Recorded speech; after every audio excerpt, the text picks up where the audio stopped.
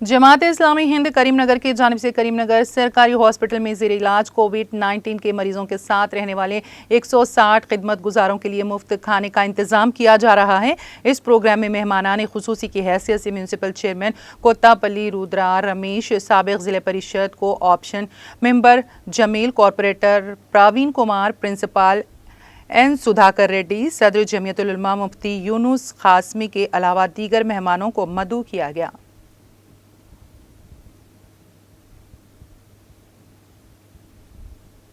సేవకు మారుపేరుగా జమాత్ ఇస్లామీ హింద్ ఆర్గనైజేషన్ నిలుస్తూ ఉన్నది.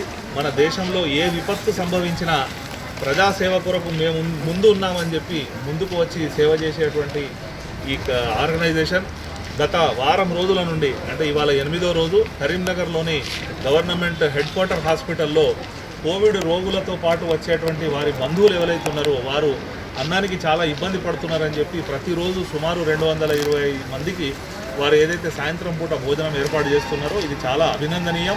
ఇటువంటి కార్యక్రమాలు గతంలో కూడా వాళ్ళు చేస్తున్నారు, భవిష్యత్తులో కూడా చేయాలని చెప్పి ఆ అల్లాను ప్రార్థిస్తూ ఈ కార్యక్రమానికి నాతో పాటు చాలామంది అతిథులను ఇక్కడికి ఆహ్వానించినందుకు వారందరికీ పేరు పేరున ధన్యవాదాలు తెలియజేసుకుంటా ఉన్నాను.